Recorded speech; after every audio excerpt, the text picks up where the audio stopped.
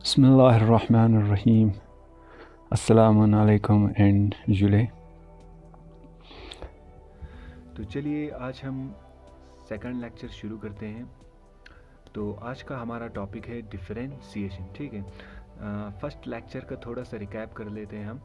First lecture में हमने पढ़ा था फंक्शन और लिमिट के बारे में। फंक्शन के बारे में मैंने आपसे कहा था कि वो क्वांटिटी होती है जो दूसरे वेरिएबल क्वांटिटी पे डिपेंड रहती है, और इसे हम इस तरह से लिखते हैं y is equal to F of x.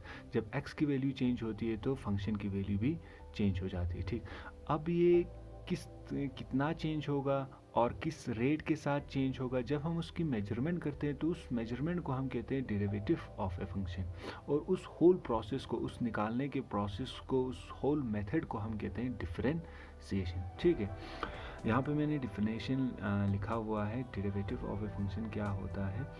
It is defined as the instantaneous rate of change of function y with respect to variable quantity x। ये rate of change of function को मेजर करता है with respect to variable quantity y।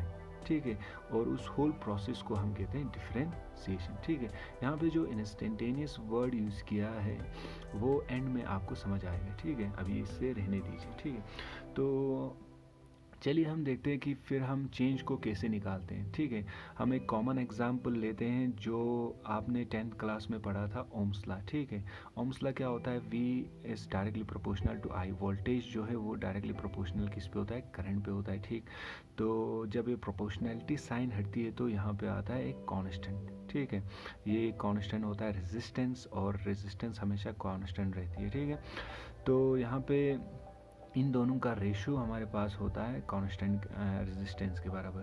तो उनका जब हम graph बनाते हैं तो इस तरह से ग्राफ आ जाता था। ठीक है, ठीक, तो यहाँ पे मान लेते हैं कि हम ए पॉइंट और बी पॉइंट के दरमियान कितना चेंज हुआ है, हम ये निकालेंगे। ठीक है, तो ये चेंज क्या होगा यहाँ पे? ये चेंज, ये स्लोप होगा। ठीक है, ये स्लोप होगा, और इसे हम कैसे लिखते हैं? D Y upon D X. अब ये D Y upon D X क्या है? ये देखिए, डेल्टा यहाँ पे जो यूज़ किया है ये एक ग्रीक वर्ड है जिसका मतलब है चेंज। डेल्टा का मतलब होता है चेंज, क्योंकि ये एक्स एक्सिस में चेंज हो रही है इसलिए हमने लिखा डेल्टा एक्स, और ये वाई एक्सिस में चेंज हो रही है इसीलिए हमने लिखा इसे delta Y. Change in Y axis and change in X axis. ठीक है, अब हम इसको निकाल लेते हैं। ठीक है,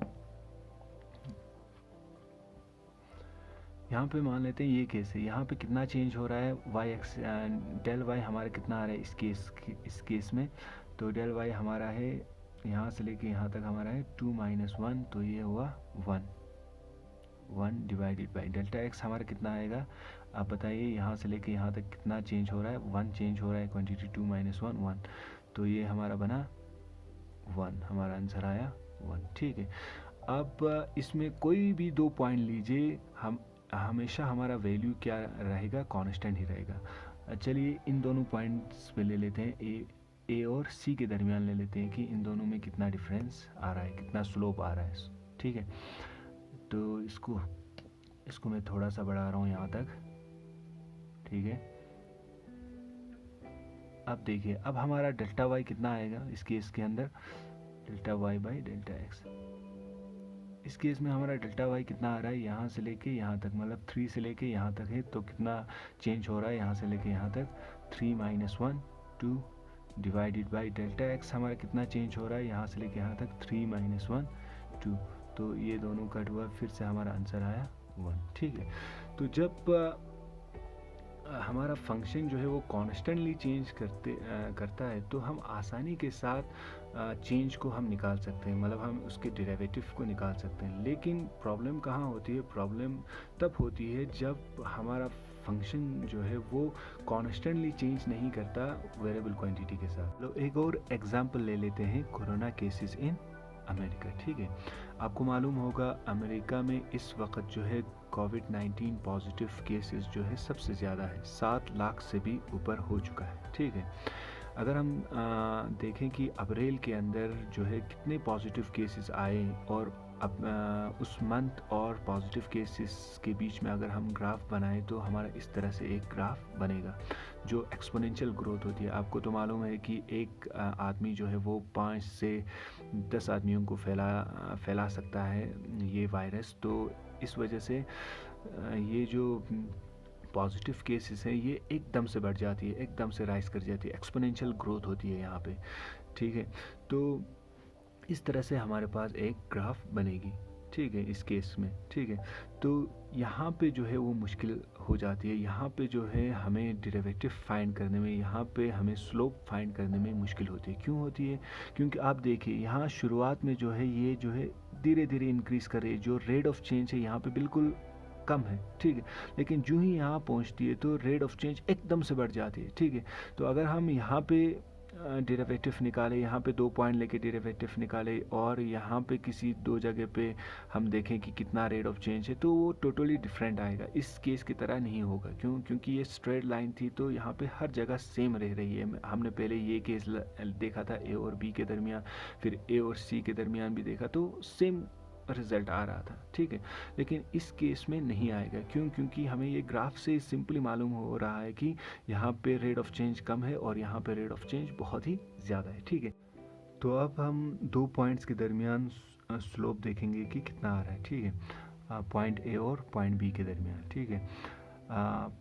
पॉइंट ए को हम लिखते हैं एक्स, ठीक। तो ये पोजीशन बी हमारा बनेगा, क्योंकि ए और बी के दरमियान जो हमारा डिस्टेंस है वो डेल्टा एक्स है। डेल्टा का मतलब मैंने पहले ही बताया, ग्रीक वर्ड है जिसका मतलब है चेंज, ठीक है।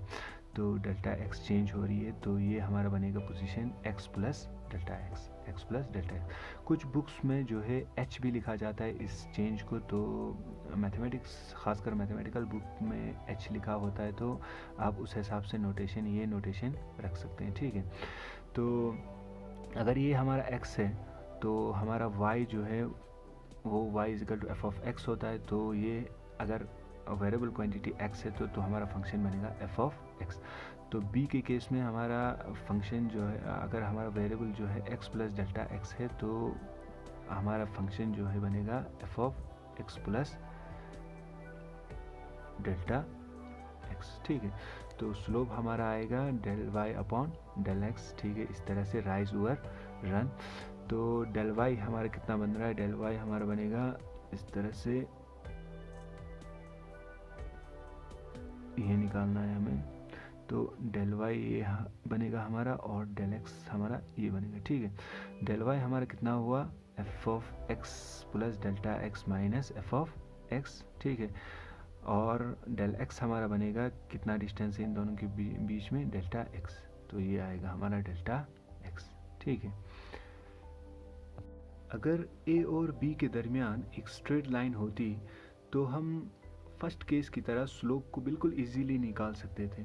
लेकिन क्योंकि ये कर्व है तो इसकी वैल्यू जो है, जो फंक्शन की वैल्यू जो है हर पॉइंट पे चेंज करेगी, तो हम यहाँ पे स्लोप की वैल्यू बिल्कुल आसानी के साथ नहीं निकाल सकते, ठीक है।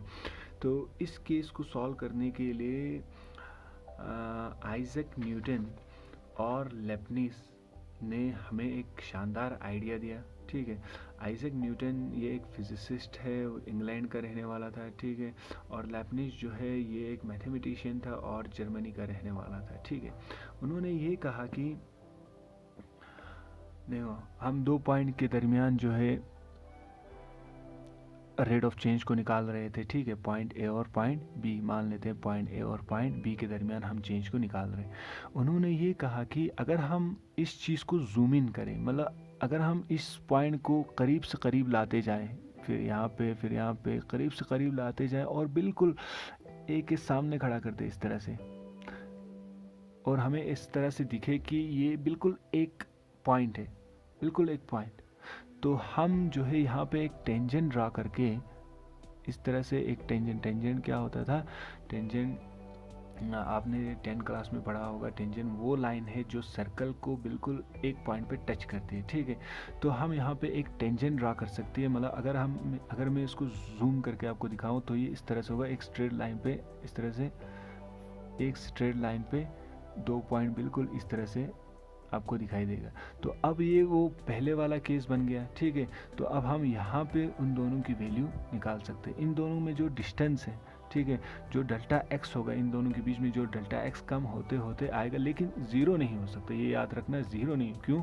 क्योंकि मैंने पहले भी फर्स्ट लेक्चर में हमने डिस्कस किया था, कभी भी डिनोमिनेटर जो है वो ज़ीरो के बराबर नहीं होनी चाहिए, क्योंकि ये तो जब हम एक पॉइंट पे मेजरमेंट लेते हैं, यहाँ पे दो पॉइंट के दरमियान मेजरमेंट नहीं हो रही है, ए और बी पॉइंट के दरमियान मेजरमेंट नहीं हो रही है, यहाँ पे एक ही पॉइंट पे मेजरमेंट हो रही है, तो तब हम इसे कहते हैं instantaneous rate of change of function, ठीक है। इंस्टेंटेनियस का मतलब हुआ उसी इंस्टेंट में जब हम मेजरमेंट लेते, उसी टाइम पे तुरंत जो ही हमने किसी चीज़ को ऑब्ज़र्व किया, हमने कैलकुलेट कर दी उसकी स्पीड या मोशन, किसी चीज़ को हमने उसी दौरान उसी इंस्टेंट में ही हमने कैलकुलेट कर दी, तो तब हम कहते हैं instantaneous rate of change of function. तो यहाँ पे हम जो है लिमिट का कॉन्सेप्ट यूज़ करते हैं, ठीक है। तो हमारा स्लोप होता है del Y upon del X, तो ये हुआ, लिमिट हमने पुट कर दी, ये इक्वेशन हमारा ऐसा ही यहाँ पे आया, ठीक है। तो इसका ये मतलब होता है limit del X tends to zero, इसका ये मतलब होता है कि डेल्टा एक्स जो है वो ज़ीरो की तरफ जा रही है, लेकिन कभी भी ज़ीरो नहीं हो सकती, ठीक है। ये डेल्टा एक्स जो है पॉइंट ए और पॉइंट बी के दरमियान का जो डिस्टेंस था उसे हमने लिखा था डेल्टा एक्स, ठीक है। अब बी, ये जो डिस्टेंस है ये कम होती चली गई, लेकिन ये बिल्कुल ज़ीरो के करीब आएगा, लेकिन कभी भी ज़ीरो नहीं हो सकता, ठीक है। 0.0001 हो सकता है, लेकिन कभी भी ज़ीरो नहीं होगा, क्योंकि ये अगर यहाँ पे ज़ीरो आ जाता है तो ये अनडिफाइन हो जाएगा, ठीक है। तो यहाँ पे अगर मैं लिमिट पुट कर रहा हूँ तो मुझे इस साइड भी लिमिट पुट करना पड़ेगा, क्योंकि ये बीच में इक्वल टू का साइन है। अगर ये और ये क्या है, बराबर है, तो अगर मैं यहाँ पे कुछ पुट कर रहा हूँ तो यहाँ भी मुझे कुछ ना कुछ पुट करना पड़ेगा, ठीक है, ताकि इक्वेशन जो है वो बैलेंस रहे, ठीक है। अब जो है इस नोटेशन को, अब इतना लंबा नोटेशन हम हर जगह यूज़ नहीं कर सकते, हम नहीं लिख सकते, ठीक है।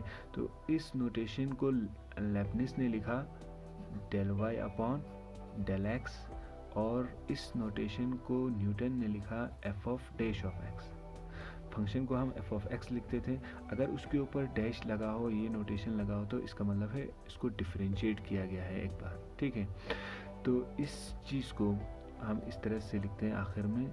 आज के दौर में लेब्निज का नोटेशन यूज़ होता है, ठीक है। Delta Y upon delta X is equal to limit del X tends to zero F of X plus delta X minus F of X divided by delta x.